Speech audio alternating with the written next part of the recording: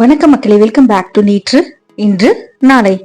இன்னைக்கு நம்ம வீடியோல பண்ண போறது கருப்பு கொண்டக்கடலை குருமா. ஆஃப் லேட்டா எங்க பார்த்தாலும் நம்ம கேள்விப்படுற ஒரே விஷயம் புரோட்டீன் புரோட்டீன் புரோட்டீன் தான். அதுவும் வெஜிடேரியன்ஸா இருந்தீங்கன்னா நீங்க புரோட்டீன்ஸை தேடி ஓட வேண்டியதா இருக்கு. டெய்லி சுண்டலா பண்ணி கொடுத்தாலும் போர் அடிக்குதுன்னு சொல்ற பசங்களுக்கு இந்த மாதிரி ஒரு சைட் டிஷ்ஷா பண்ணி கொடுங்க. ரொம்பவே விரும்பி சாப்பிடுவாங்க. டிஃபன் ரைஸ் எல்லாத்துக்கூடயுமே ரொம்ப நல்லா இருக்கும். முக்கியமா பண்றதும் ரொம்ப ரொம்ப ஈஸிங்க. டக்கு டக்குன்னு பண்ணி லஞ்ச் பாக்ஸ்ல கூட நீங்க வச்சு அனுப்பலாம். எப்படி பண்ணுங்கிறத பாக்குறதுக்கு முன்னாடி நம்ம சேனலுக்கு நீங்க ஃபர்ஸ்ட் டைமா வரீங்கன்னா மறக்காம சப்ஸ்கிரைப் பண்ணுங்க. இப்ப வாங்க வீடியோக்குள்ள போகலாம். ஒரு கப் கொண்டக்கடலைய நைட் ஊற வச்சுட்டு அடுத்த நாள் கார்த்தால ப்ரெஷர் குக்கர்ல ஒரு 4-5 விசில் விட்டீங்கன்னா சூப்பரா சாஃப்டா வெந்துடும்.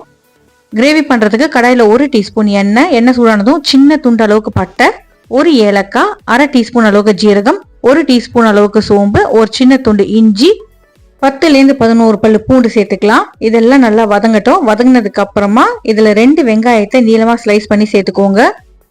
இப்போ நம்ம வதக்குறது அரைச்சு கிரேவியோட பேஸ் ரெடி பண்றதுக்கு தான். வெங்காயம் நல்லா சாட்டே ஆனா போதும், கலர் மாறணும்னு அவசியம் கிடையாது. இந்த குருமால நான் இன்னைக்கு கருப்பு கொண்டக்கடலை போட்டிருக்கேன். பட் இதுல நீங்க எந்த சுண்டல் வகை வேணாலும் சேர்த்துக்கலாம், ரொம்பவே நல்லா இருக்கும். சுண்டல்லாம் இல்ல வெஜ்ஜிஸ் மட்டும் தான் இருக்குன்னு நினைச்சீங்கன்னா நீங்க வெஜிடபிள் போட்டு கூட பண்ணிக்கலாம். 3 பேடிகே சிவப்பு மிளகாய் சேர்த்திருக்கேன் நல்ல கலருக்காக. இதுல 3 தக்காளியை ஸ்லைஸ் பண்ணி சேர்த்துக்கலாம். தக்காளி வேகிற வரைக்கும் வதக்கி விட்டுட்டே இருங்க. இதுலயே வாசனைக்கு பாத்தீங்கன்னா நான் கொஞ்சமா புதினா சேர்த்துக்கிறேன். ரொம்ப புதினா சேர்த்துறாதீங்க, ஓவர் பவரிங்கா இருக்கும். ரொம்ப கொஞ்சமா ஒரு 10லேருந்து 12 இலை புதினா சேர்த்துக்கோங்க. இப்ப இந்த மிக்சர் நல்லா ஆறட்டும். நம்ம இதை அரைக்கணும். ஆறுனதுக்கு அப்புறம் அரைச்சிக்கலாம். இது நம்ம ரெடி பண்றதுக்குள்ளேயுமே நம்ம வேக வச்ச சுண்டலுமே ரெடி ஆயிடுத்து. அதை தனியா எடுத்து வச்சுக்கோங்க. அரைக்கும் போது இதுல இருந்து ஒரு கைப்பிடி சுண்டல் போட்டு அரைச்சிங்கன்னா உங்களுக்கு கிரேவி நல்ல தளர வரும். நல்லா ஆறுனதுக்கு அப்புறம் அரைச்சிங்கன்னா தண்ணி சேர்த்து அரைச்சிக்கலாம். இல்ல டக்குன்னு அரைக்கணும் டைம் ஆயிடுத்துன்னு நினைச்சீங்கன்னா என்ன மாதிரி அப்படியே மிக்ஸி ஜாருக்கு மாத்திட்டு கொஞ்சம் ஐஸ் கியூப்ஸ் இதுல சேர்த்துட்டு அரைச்சு பாருங்க. கலரும் நல்லா வரும், பிளஸ் உங்களுக்கு மிக்ஸியும் கூலா இருக்கும். கிரேவி நிறைய வரணுங்கிறதுக்காக இதுல ஒரு கைப்பிடி சுண்டல் சேர்த்து அரைச்சிக்கலாம். வேக வச்ச சுண்டல் தான் சேர்க்கணும். இப்போ இந்த கடாயில 1லேருந்து 2 டேபிள் ஸ்பூன் எண்ணெய் சேர்த்துட்டு எண்ணெய் சூடானதும் 1/2 டீஸ்பூன் ஜீரகம், ஒரு பிரிஞ்சலை சேர்த்துட்டு ஜீரகம் நல்லா பொரியிற வரைக்கும் அப்படியே விட்டுருங்க. பொரிஞ்சதுக்கு அப்புறமா ஒரு பச்சை மிளகாய் சேர்த்துட்டு நம்ம அரைச்சி வச்சிருக்கிற இந்த கிரேவியுமே இதுல சேர்த்துட்டு மிக்ஸ் பண்ணிட்டு கொதிக்க விடலாம். பச்சை வாசனை எல்லாம் நல்லா போற வரைக்கும் இந்த மிக்சரை நல்லா கொதிக்க விடுங்க. அடுத்ததா இதுலயே நான் ஒரு 1/4 டீஸ்பூன் அளவுக்கு மஞ்சள் பொடி சேர்த்துட்டு நல்லா கலந்துட்டு மறுபடியும் கொதிக்க விட்டுக்கிறேன். இந்த மசாலாவோட பச்சை வாசனை போனதுக்கு அப்புறமா நம்ம வேக வச்சு எடுத்து வச்சிருக்கிற இந்த கொண்டக்கடலை மிக்சரை வேக வச்ச தண்ணியோட சேர்த்துக்கலாம். நான் கொண்டக்கடலை வேக வைக்கும் போதே கொஞ்சமா உப்பு சேர்த்து தான் வேக வச்சேன். இப்போ இந்த கொண்டக்கடலையை ஃபுல்லா இந்த கிரேவி கோட்டாய் வரணும், அதனால நல்லா கொதிக்கட்டும்.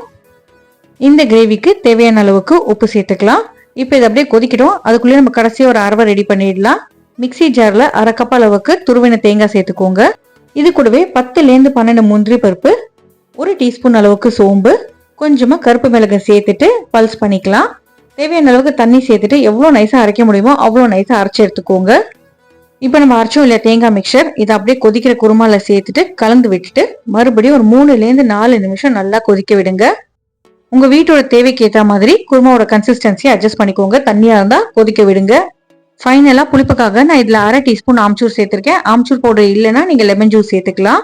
1 டீஸ்பூன் அளவுக்கு கரம் மசாலா சேர்த்துட்டு நல்லா கலந்து விட்டுட்டு அடுப்பு ஆஃப் பண்ணிடுங்க. அடுப்பு ஆஃப் பண்ணிட்டு இதுல 1/4 கப் அளவுக்கு பால் சேர்த்துடலாம். அடுப்பு ஆன்ல இருக்கும் போது பால் சேர்க்காதீங்க, தெரிஞ்சு போயிடும். ஆஃப் பண்ணிட்டு இந்த சூடு கொஞ்சம் அடங்கினதுக்கு அப்புறமா பால் சேர்த்து மிக்ஸ் பண்ணீங்கன்னா நல்ல ஒரு கிரீமினஸும் டேஸ்டும் உங்களுக்கு கிடைக்கும்.